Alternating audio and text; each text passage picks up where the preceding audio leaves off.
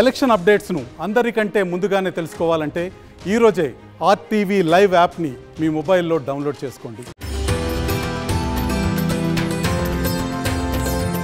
విద్యార్థుల రాజకీయ పార్టీ నుంచి కొద్దిమంది యువకులు, కొద్దిమంది మహిళలు, కొద్దిమంది వచ్చారు. వారు కూడా నివాళులు అర్పించారు. వారితో మాట్లాడదాం. వీరి ఆకాంక్షలు ఏంది? 10 సంవత్సరాలు కంప్లీట్ అయింది రాష్ట్రం సిద్ధించి.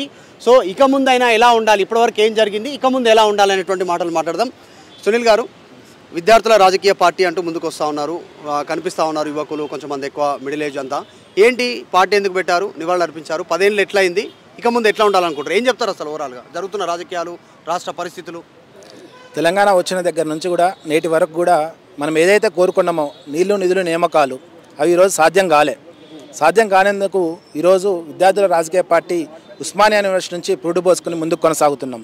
తెలంగాణ రాష్ట్రంలో మనం చూసినట్లయితే ఏదైతే నీళ్లు నిధుల నియామకాలు లాస్ట్ చేసినటువంటి గవర్నమెంట్ ఏదైతే ఉన్నదో కేసీఆర్ గవర్నమెంట్ వాళ్ళ కుటుంబానికే అవన్నీ పంచుకున్నారు తప్పించి రాష్ట్ర ప్రజలకు పంచలేదు. అంటే మేము కొట్లాడి ప్రాణ త్యాగాలు చేసి విద్యార్థులందరూ ముందుకొచ్చి మరి ఉద్యమాల్లో పాల్గొని లాఠీ చార్జ్ అయినా, మరి బుల్లెట్ల గాయాలైనా, అరెస్టులైనా ఇవన్నిటి కూడా ఎదుర్కొని మేము సాధించుకున్న తెలంగాణ ఎందుకోసం అన్నది మాకు ఈరోజు ఒక క్వశ్చన్గా మిగిలిపోయింది. నిరుద్యోగులు మరీ ఆత్మబలిదానాలు ఇంకా ఎందుకు కొనసాగుతున్నాయి మన తెలంగాణలో అని మళ్ళీ మేము ఆలోచన చేసుకోవాల్సిన వచ్చిన సందర్భం ఏర్పడ్డది.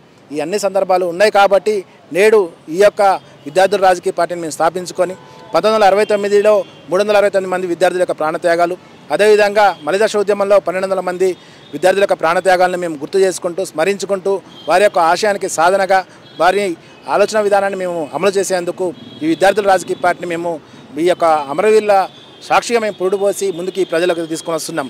ఈ యొక్క ప్రజలు ఈ రోజు నుంచి మీరు యాక్టివ్ అవుతా ఉన్నారు? మేము గత సంవత్సరము జూన్ 2 నుంచి మేము మొదలెట్టాము. ఇది 2వ ఏడాది కిందకు వస్తుంది. మొదటి ఏడాదిలో మేము 50 మంది అభ్యర్థులు, విద్యార్థులు, నిరుద్యోగుల్ని తెలంగాణ రాష్ట్ర వ్యాప్తంగా కూడా ఎమ్మెల్యేగా మొన్న జరిగిన ఎన్నికల్లో పోటీలో పెట్టినాం. మేము ఆశించిన రీతిలో మాకు ఫలితాలు వచ్చినాయి. ఇంకా ముందు కొనసాగేందుకు రాష్ట్ర వ్యాప్తంగా కూడా అసలు మనం ఈ ఉద్యమం చేసిన ఉద్యమకారులందరినీ ఒక తాటిపై తెచ్చి ఈ యొక్క ప్రాణత్యాగాలు చేసి మనము ముందుకు వచ్చినామో ఆ యొక్క ఆశయాలు సాధించుకుందామని రాష్ట్రాన్ని మొత్తం ఏకం చేసేందుకు సాధ్యమవుతుందా? ఒకప్పుడు తెలంగాణ ఉద్యమ పార్టీగా టీఆర్ఎస్ స్టార్ట్ అయ్యి తెలంగాణ సెంటిమెంట్ ఉంది, దాని ద్వారా వాళ్ళు రాష్ట్ర వ్యాప్తంగా విస్తరించారు, 10 ఏళ్ళు అధికారంలో ఉన్నారు. ఇప్పుడున్న పొలిటికల్ సినారియోలో బీజేపీ బలంగా ఉంది, కాంగ్రెస్ బలంగా ఉంది, బీఆర్ఎస్ మొన్నటి వరకు అధికారంలో ఉన్నటువంటి పార్టీ. వీళ్ళన్నిటినీ తట్టుకొని మీరు రాజకీయంగా ఎదిగేటువంటి సిచ్యువేషన్స్ ఉందా? అంటే ఎట్లా వివరిస్తారు, జనాలను ఎట్లా కన్విన్స్ చేస్తారు, ఏం చెప్పబోతా ఉన్నారు? మొన్న జరిగిన ఎలక్షన్స్లో, మన అసెంబ్లీ ఎలక్షన్స్లో తెలంగాణ వ్యాప్తంగా కూడా బీఆర్ఎస్ మీద అసహనంతో ఉన్నారు.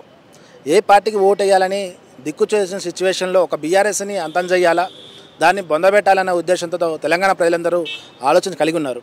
ఆ తరుణంలో ఎటు చూసినా కూడా కనిపించే పార్టీ నేషనల్ పార్టీకి కనిపించిన పార్టీ అది ఆల్రెడీ తెలంగాణ ఇచ్చిందని ఒక సోనియా గాంధీ మీద ఉన్నటువంటి ప్రేమ కానీ అభిమానంతో కానీ ఈరోజు బీఆర్ఎస్ని అంతం చేసి, సరే దరిద్రుల్లో ఇంకో దరిద్రులు, మూర్ఖుల్లో ఇంకో మూర్ఖులు, వీళ్ళు కాకుండా ఇంకో మూర్ఖులు కన్నా అప్పచెప్పుదాం కానీ ఇదే మూర్ఖుల్ని మనం కొనసాగించొద్దనే ఉద్దేశంతో ఈ యొక్క కాంగ్రెస్కు ఓట్లు వేసి గెలిపించారు. నిరుద్యోగులు కూడా ఎంతో ఆశ పెట్టుకున్నారు. కానీ ఈరోజు మళ్ళీ నిరుద్యోగులను నిరుత్సాహపరుస్తుంది రేవంత్ రెడ్డి. ఈ రేవంత్ రెడ్డిని ఈ యొక్క కాంగ్రెస్ మాకు ఇచ్చిన హామీలు ఏంటి? నోటిఫికేషన్ వేస్తామన్నారు. మేము విద్యార్థుల రాజకీయ పార్టీ తరఫున 2,60,000 ఉద్యోగాలు ఏ డిపార్ట్మెంట్లో ఏమని అనే పూర్తి నోటిఫికేషన్ మేము వాళ్ళకి అందించినాం. మీరు ఇచ్చిన ఈ నోటిఫికేషన్ మేము అమలు చేస్తాం, మేము అధికారంలోకి రాగానే అని చెప్పి నిరుద్యోగులందరినీ భ్రమలోకి దించి ఈరోజు వారు అధికారంలోకి వచ్చిన దగ్గర నుంచి మళ్ళీ నిరుద్యోగుల్ని తొక్కుతున్నారు, మళ్ళీ వాళ్ళని ఆత్మహత్యలు చేసుకునేటట్టుగా ప్రేరేపిస్తున్నారు. కాబట్టి ఎంత రాష్ట్ర సమాజం మొత్తము, రాష్ట్ర ప్రజలందరూ కూడా చూస్తున్నారు. వీళ్ళకి మేము ప్రజలకందరూ మేము చెప్పుకోవాల్సిన అవసరం ఏం లేదు. ఎందుకంటే తెలంగాణ సాధించిందే మేము, తెలంగాణ తెచ్చుకుందే మేము, కొట్లాడిందే మేము. ఈ రోజున రేవంత్ రెడ్డి ఆ రోజు రోడ్డు మీదకి వచ్చి అరెస్టులు అయ్యి దెబ్బలు తిని లాఠీ చార్జీలు అయ్యి బుల్లెట్ తగిన వ్యక్తి కాదు. ఈ రోజున్నటువంటి దానం నాగేందర్ కాదు, ఈ రోజున్నటువంటి మైనంపల్లి హనుమంతరావు కాదు, ఈ రోజున్నటువంటి ఏ వ్యక్తులు కూడా తెలంగాణ ఉద్యమంలో లేరు. ఉన్నదల్లా ఈ యొక్క నిరుద్యోగులు, విద్యార్థులు, తెలంగాణ కావాలని అహర్నిశలు శ్రమించిన వ్యక్తులు అందరూ వేరున్నారు. ఈరోజు 1969 ఉన్న ఉద్యమంలో ఉన్నటువంటి వారిని మేము కలుపుకొని వెళ్తున్నాం. మన జరిగినటువంటి మలిదశ ఉద్యమంలో ఉన్నటువంటి ఉద్యమకారులందరూ కూడా కలుపుకొని తెలంగాణ రాష్ట్ర వ్యాప్తంగా కూడా మేమందరం ముందుకు తీసుకెళ్తున్నాం. ఈ యొక్క తెలంగాణ రాష్ట్ర ప్రజలందరూ తెలుసు కొట్లాడింది ఎవరు, తెచ్చింది ఎవరు. రేపు రాబోయే ఎన్నికల్లో ఎవరిని గెలిపించుకోవాలని ప్రజలందరికీ కూడా ఒక అవగాహన ఉన్నది. రేపు రాబోయే GHMC ఎలక్షన్స్లో కూడా 150 డివిజన్లలో 150 మంది నిరుద్యోగుల్ని, విద్యార్థుల్ని, అదేవిధంగా ఎందుకు అంటే కొత్త పార్టీ పెట్టాల్సినటువంటి అవసరం ఏమొచ్చింది? ఆల్రెడీ కొన్ని ఎగ్జిస్టెంట్ పార్టీలు ఉన్నాయి, ఇక్కడ కొన్ని ఇంకా అంతా ప్రజాదరణ పొందినటువంటి పార్టీలు గతంలో నుంచి నేషనల్ పార్టీలు ఉన్నాయి, స్థానికంగా ఉన్నటువంటి పార్టీలు. అందులోకి ఎందుకు వెళ్ళలేకపోయారు? ఎందుకు ఈ పార్టీని ఎట్లా ఎంచుకుంటారు? ముందుగా RTV ప్రేక్షకులందరికీ తెలంగాణ వ్యాప్త ప్రజలందరికీ రాష్ట్ర ఆవిర్భావ దినోత్సవ శుభాకాంక్షలు తెలియజేస్తున్నాము. దాదాపు చాలా రాజకీయ పార్టీలు ఉన్నాయండి. ఇప్పుడు మా రాజకీయ పార్టీ అధికారం ఎందుకు స్థాపించబడిందంటే సునీల్ అన్న గారి నాయకత్వంలో విద్యార్థులకు చాలా అన్యాయాలు జరుగుతున్నాయి. యువత రాజకీయాల్లోకి రావాలని కోరుకుర్రు. ఎప్పుడు చూసినా ఆ రాజకీయ పార్టీ ఈ రాజకీయ పార్టీ వాళ్ళే అధికారంలోకి ఉంటుర్రు. కొత్త తరం నాయకులు రావట్లేరు.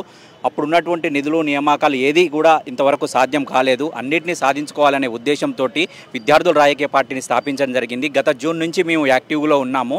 అసెంబ్లీ పార్లమెంటు స్థానాల్లో కూడా పోటీ చేశాము. ఇక ముందు కూడా పోటీ చేయబోతున్నాము. ఈ రాబోయే జిహెచ్ఎంసీ ఎలక్షన్స్లో పాదయాత్ర చేసి దాదాపు 150 స్థానాలకు 150 మందిని నిల్చోబెట్టి మేము కూడా కౌన్సిల్లో అడుగుపెట్టాలని ఆతురతతోటి ఉన్నాము. మీ అందరి సహకారం ఉంటే మేము కూడా మీ ముందుకు వెళ్తాము. ప్రతి మనస్ఫూర్తిగా తెలియజేస్తున్నాం.